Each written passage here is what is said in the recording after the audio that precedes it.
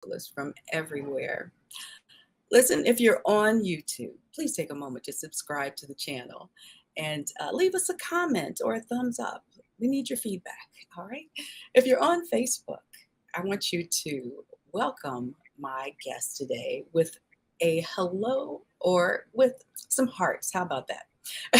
And today we're chatting with vocalist, songwriter, entrepreneur, educator, Michele Thomas. And Michele, hi Michele. Michele has a new album. It's coming out at the end of the month, and I'm excited for the rest of the release. She has released 3 of the tunes from the album, but you can go ahead and pre-order that if you want to. And we're going to dive into that, and she's also going to talk about her musical journey, which I love to hear. So, welcome to the show. Welcome to Jazz Voices Live, Michele. Thank you so much, Kelly. I'm so happy to be here. Thank you. Yeah, for sure. Okay, so I like to start from the beginning, of course. You grew up in Chicago, the daughter of a Pentecostal preacher, and you were very involved in the church and the choir, arranging songs and conducting, leading the choir, singing, and all of that. And then you went to college and you continued uh, with gospel music. Can you tell us about your evolution into singing jazz from gospel? Hmm. Um, yeah, there's so many I feel like kind of flashpoints along the way of that between growing up in church and growing up in Chicago, specifically with Chicago gospel music, because there's something really particular and special about the gospel here and the history in Mm-hmm. this. But growing up in the Church of God in Christ, Kojic churches, uh, have had a long history of just a lot of gospel composers and songwriters coming out of that tradition, of that denomination. And so when I look back on it, I feel as if I was growing up during an age when you were seeing even more of the fusion of what had been jazz harmonies, jazz traditions coming into all sorts of music. Mm-hmm. But looking back, I was just like, oh, that was in the gospel music I was growing up with. I Right. was already beginning to hear that. I was beginning to hear it through artists like Andre Crouch, For or sure. hear it in the Winans when they first came out, or commissioned, and that was all like a lot of my diet growing up. And so along with that though, and just different little places, I've talked about before that I was, because I grew up in a household, my dad was a preacher, but he was very dogmatic in terms of like, we only listen to religious music in this household. I didn't, I was very much sheltered from most like secular music most of the time. So when I did get a little bit of it, it was mostly through TV.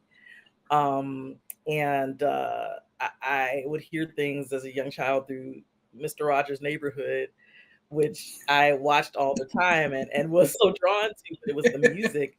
It was something about it that drew me to it. Again, looking back on that, I'm like, oh, jazz. Right, And right, right. as it was happening, more I was drawn to MGM musicals and movies, and watching like Fred Astaire and Ginger Rogers, and listening to uh, Great American Songbook standards. Again, looking back, I was like, oh, jazz. I was like, I see where this was like threading along the entire time. So by the time I got to high school, um, and I went to a fine arts high school, and they had a jazz band or a stage band. Something nudged me in the direction. I was just like, I think I want to talk to my teacher and see if I could sing in the jazz band, because I want to be like those movies. I want to be like Mr. Rogers thing. And I believe that's where it started. And I had a wonderful teacher, a few teachers at that time, who kept pointing me in the direction, and started giving me records and recordings. And that's where I got my first recording of Ella Fitzgerald singing. Mm, Um, and that was the first time I was exposed to that. So I think that's what started illuminating the path then Okay. throughout high school into college. Okay. Did your dad ease up? Ah, Did he say, okay, all right? I you're, don't know. I you're, mean, you're still a good girl.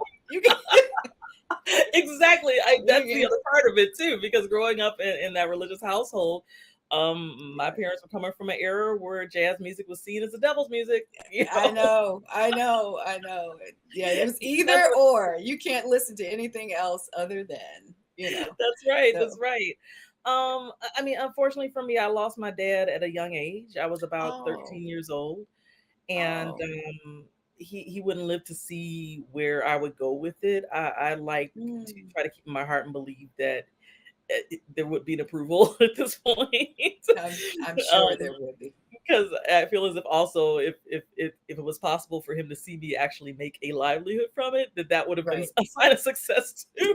I think Yeah. a lot of fathers just like, oh, you're able to live and eat on. Okay, all right, then Right. you did good.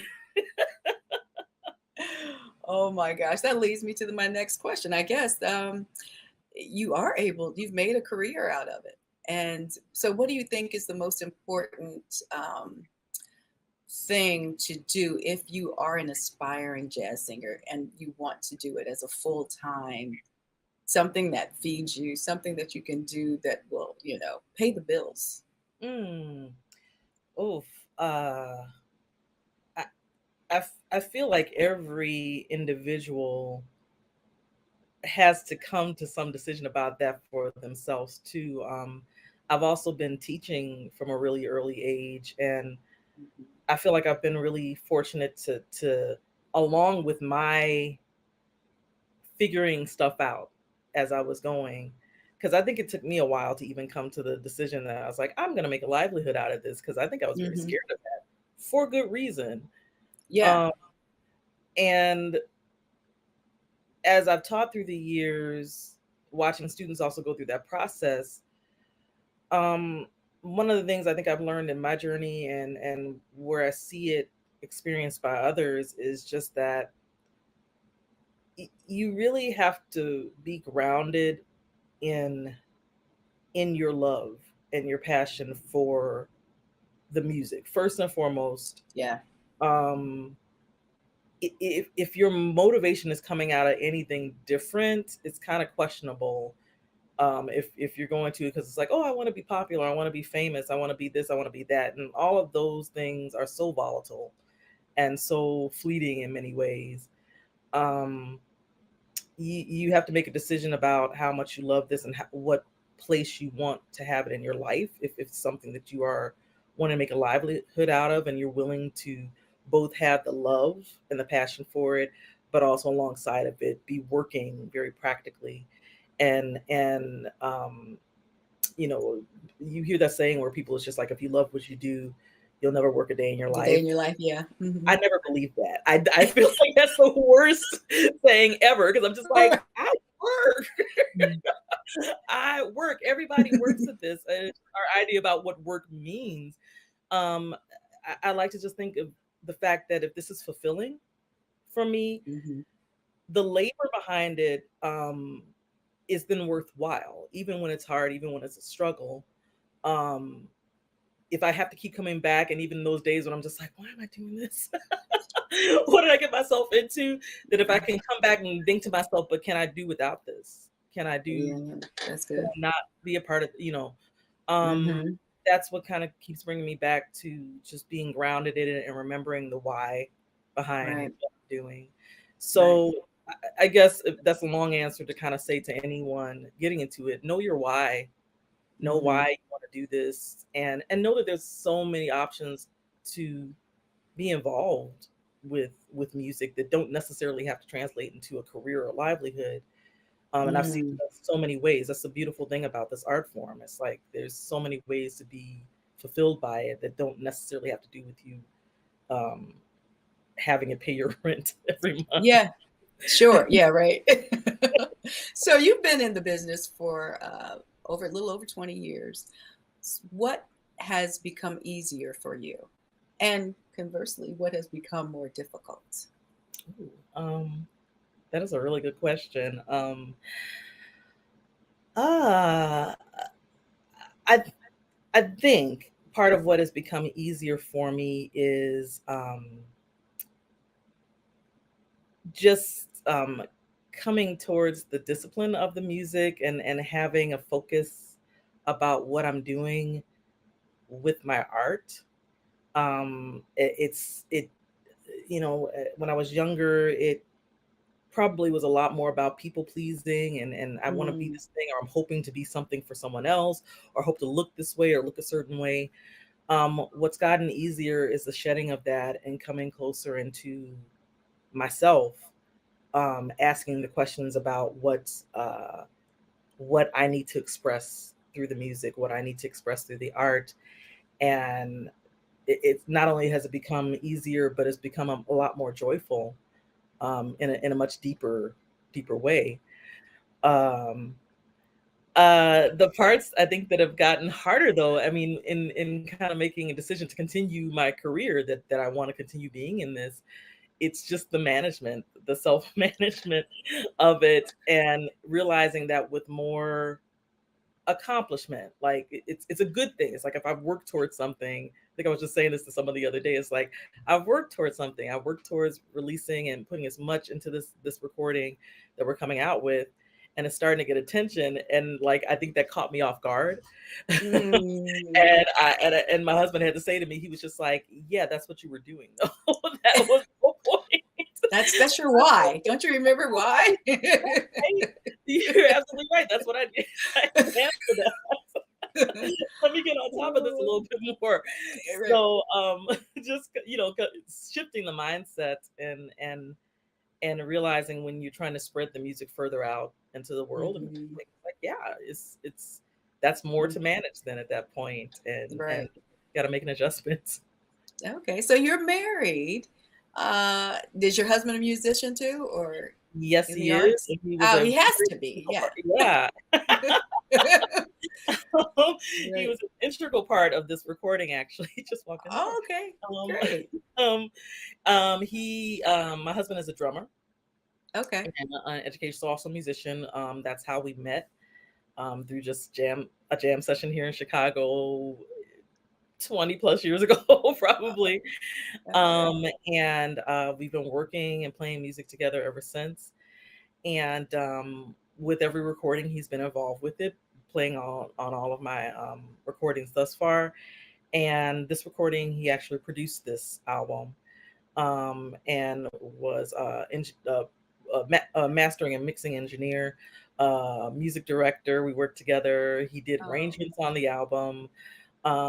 He very integral part. So yeah. Mhm. Okay, that's great. That's great. It's hard, I think, if you're married to someone who doesn't understand what It you're can be trying hard. to do, because Yeah. you have to spend a lot of time and a lot of, away from, Hmm. but you work together, so that's great. Yes. That's great. That's great. Okay. What musician do you admire the most and why? Oof. That's such a Or hard is there question. just one? There's probably more. I There, know that's to narrow it down to one, but it's a answer it. I'll let handful. you answer Yeah, it. Yeah. it's a handful. If I had to, like, if I was hard pressed for like who I feel like has influenced me in a deep and impactful way, in jazz specifically, it's been people like Diane Reeves, Mhm. um, who I followed for a long time. People like Kurt Elling from here in Mm, Chicago, who right. You're right felt, there. Yeah.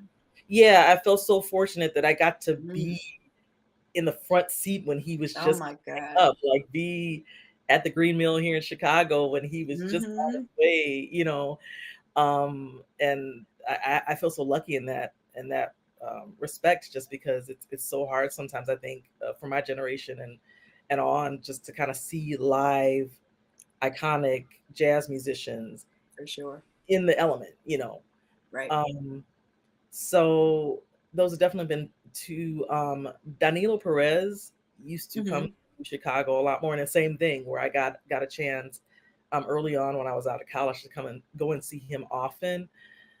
And all three of them have just they've been really heavy influences, and influences bigger even than the music, and just their overall persona, what they have stitched together in terms of the tapestry of the music, the composition, um, the spirit behind what they're doing. Like I think there was something about those artists that that helped me to gravitate towards them, in that there was this fire, something within their music. There was something more than just the style or just the Mm-hmm. era of music they were singing. There was just like this yeah, this kind of like life affirming like kind of spirit in the midst of it. And Yeah, it's something bigger than the music. You're right. I remember yeah. seeing Kurt Elling. The first time I ever saw him was on one of these PBS specials, and he was singing with Al Jarreau.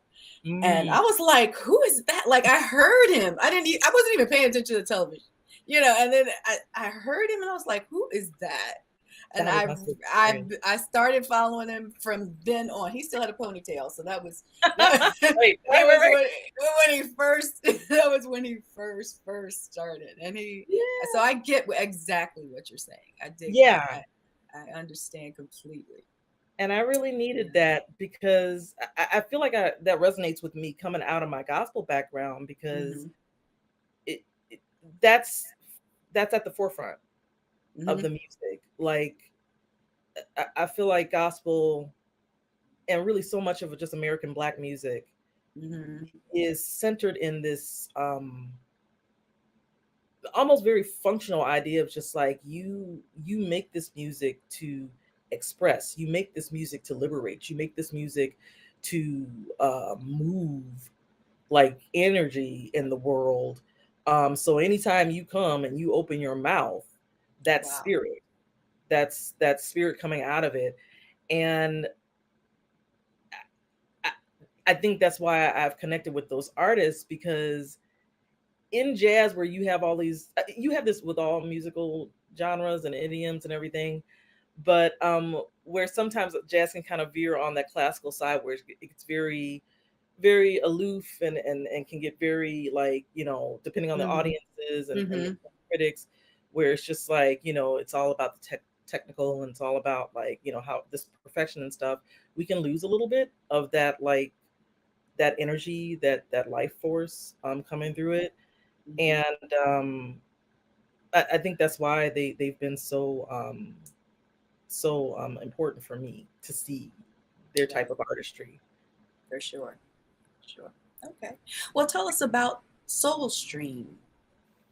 Soul Stream music. Soul Stream Music. That is the name of my music lesson business that I've been running for it's going on 18 years now. I started that a few years out of college, and I've been teaching choirs growing up. I just in college I started to teach some individual and private lessons, and I was myself uh, working with vocal teachers uh, for a good 10 plus years, from high school through to college. And the thing that always struck me about it was that even though I grew up with this really deep and illustrious like thing in gospel music and singing so much, and singing even a diversity of music, because I was in Chicago, had a all city public school musical groups that were wonderful when I was growing up, and I got to be a part of choirs, and I got introduced to more concert choral music, and singing, bringing in more classical and more diverse type of traditions. Um, but by the time I got to college, it was very evident. Like as soon as I walked in, it's just like there's no representation of like any of those musical traditions Mm-hmm. in that space. Mm-hmm. And for the time, I mean, in my mind, I was just like, well, I'm accepting this because I've chosen to come, and go have a college degree and matriculate through that institution. Um, But in my heart of hearts, the entire time I was just like, why is this going on? Why am I not in this education seeing anything that represents the global music, the global majority of music, and especially in Right. America? Right. Um, I say that as I'm saying this, I'm just like, yeah, that's me talking right now. That was not me. So I probably wasn't that articulate about it at that Well, time. you have a perspective now. Right. Present Michelle speaking back to like past Michelle. But That's um, good. but after I got out of college and after a few years, I did start teaching privately, and I decided for myself, because I wanted to see that change. I was like, well, I'm going to concentrate my private teaching specifically to these musics outside of classical realms. I'm going to devote it to gospel, R&B, pop, blues, rock, everything that I had been singing and involved with, even alongside my music education. Mm-hmm. And and I came up with Soul Stream because, again, I guess just what I was saying a minute ago, that was centralized to me. It's just like soul. What are we Mm-hmm. doing? Why are we doing the music? Mm-hmm. And so I started the studio, and I found immediately I kicked off pretty well. I started getting a lot of students and who were just really hungry for what I was concentrating on and teaching, because they weren't seeing enough of it in the teaching community. And Mm-hmm. I would even have a lot of students even directly say to me, it's like, we don't see enough vocal teachers of color either Right. in this industry. And that was the reason they were coming to me too, hoping to get a different perspective. Um, Mm. so I took that to heart. I mean, I knew it was important to me. I didn't know how important it was to the rest of Chicago until I got into teaching. Mm-hmm. Okay. All right. That's good. That's good. Um, let's talk about Assumption.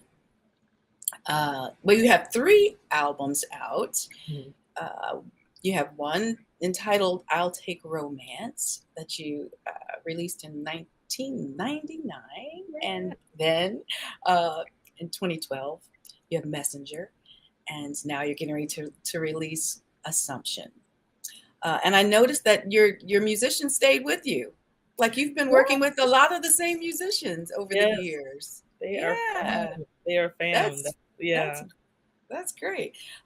So how would they describe what it's like working with Michele as a as a band leader? Oh my gosh, I hope it would only be glowing. Glowing.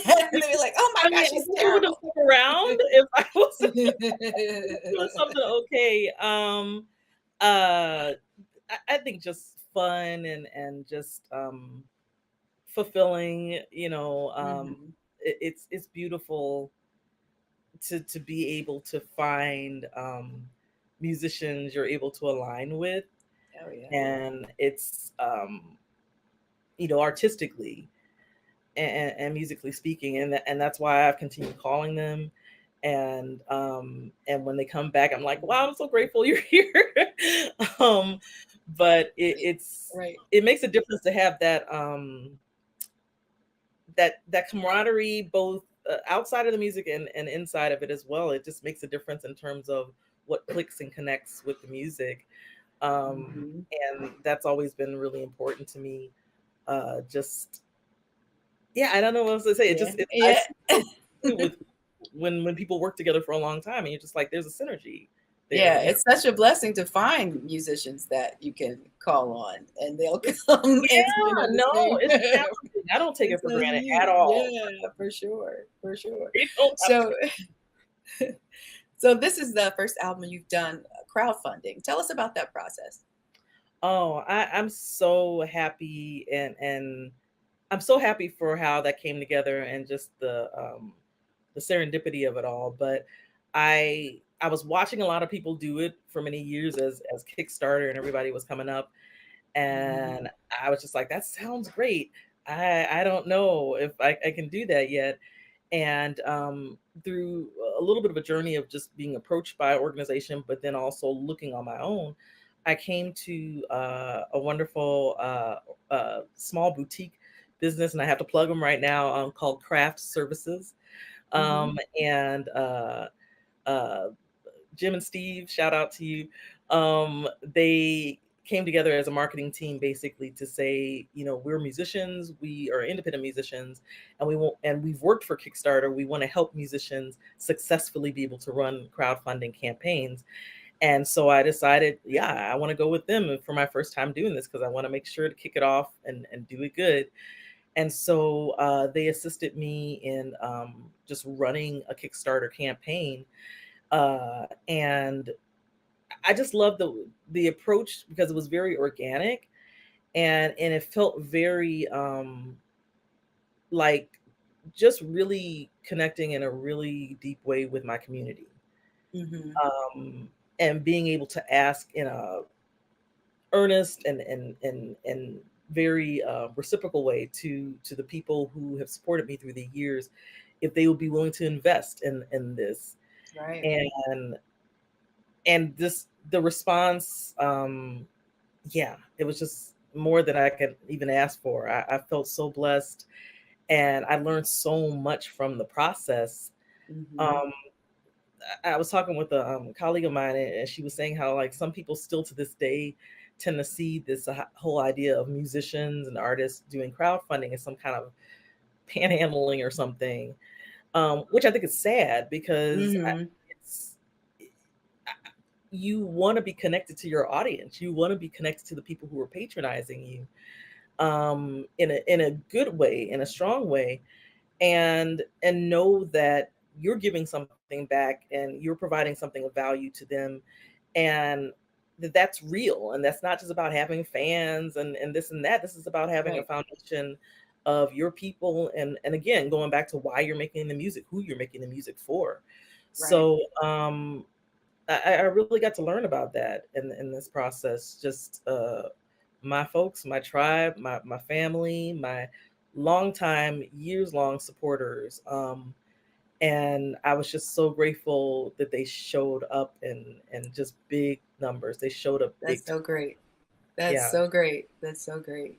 Well, I love the first three tunes that you've released. I love No More. That's John Hendricks tune that you just, I love that. I love what you Herbert did with that. Laws. Herbert Oh Laws. my John God, Hendrick so wrote much fun. lyrics. Yeah. Yeah, yeah, yeah.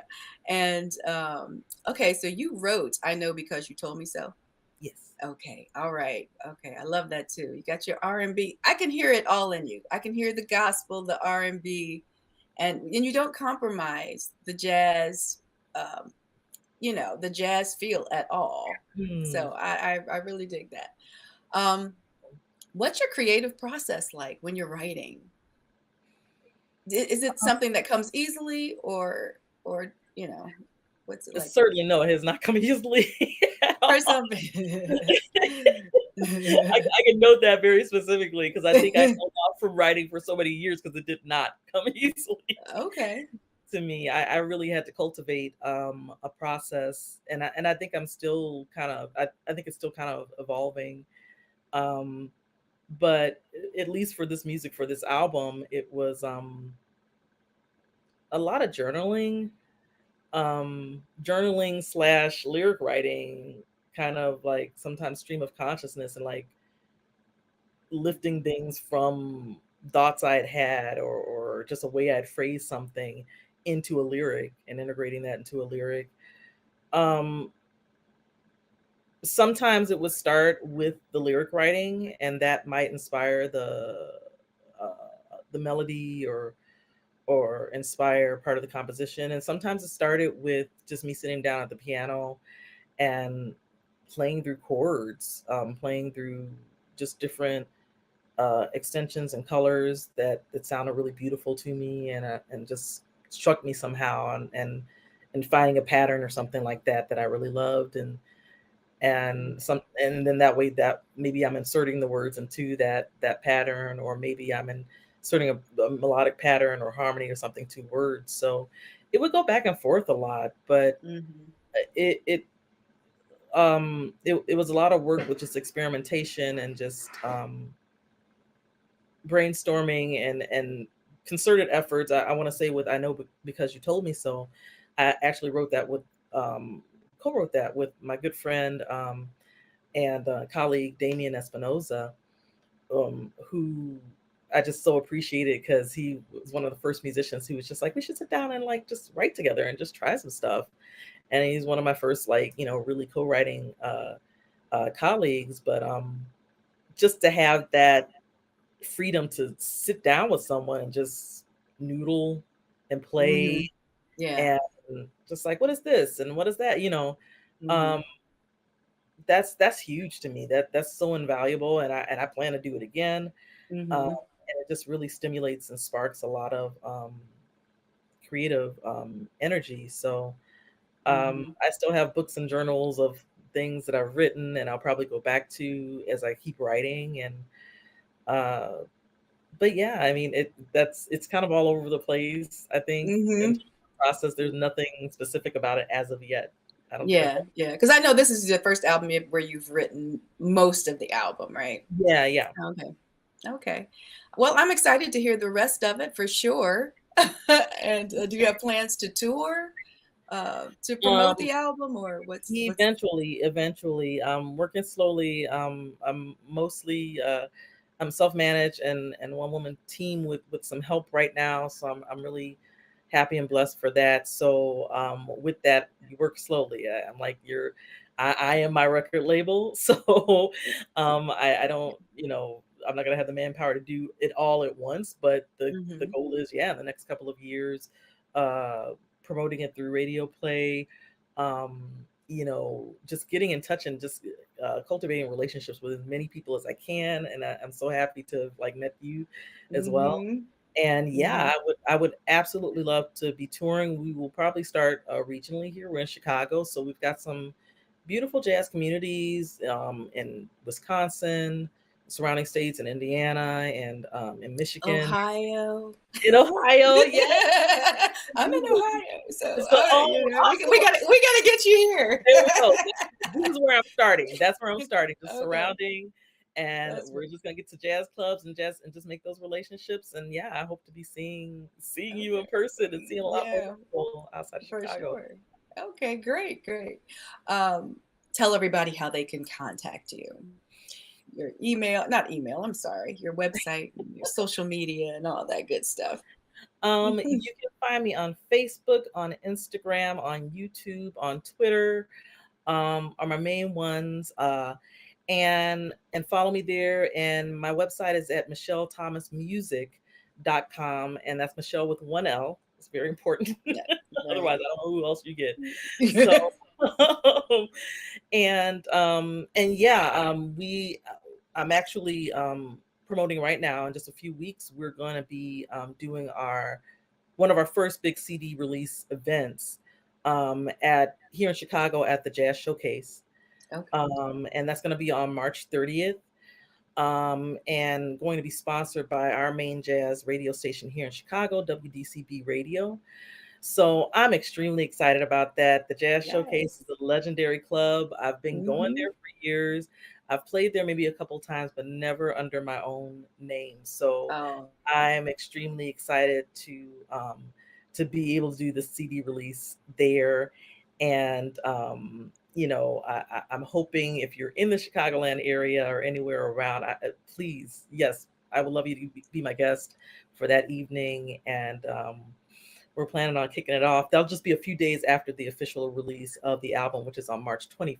mm-hmm. So 25th? Okay. the Okay. 25th, it will Yeah. be when the album is released to all platforms and Spotify and Apple Music and all that stuff. And then on Okay. March 30th will be our first CD release performance at the Jazz Okay. Showcase here in Chicago. Okay. Well, I encourage everyone to add this album to your collection. I have actually heard the rest of the album too. I won't tell her. I mean, I heard it on, you know where I heard it from. Yeah.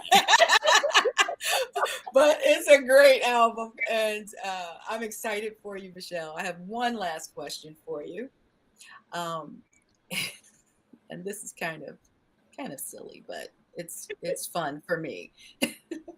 If you were a jazz tune, then who would you be? Oh, that's a good Which one. which one would you be? I'm sorry. If you were a jazz tune, which one would you be?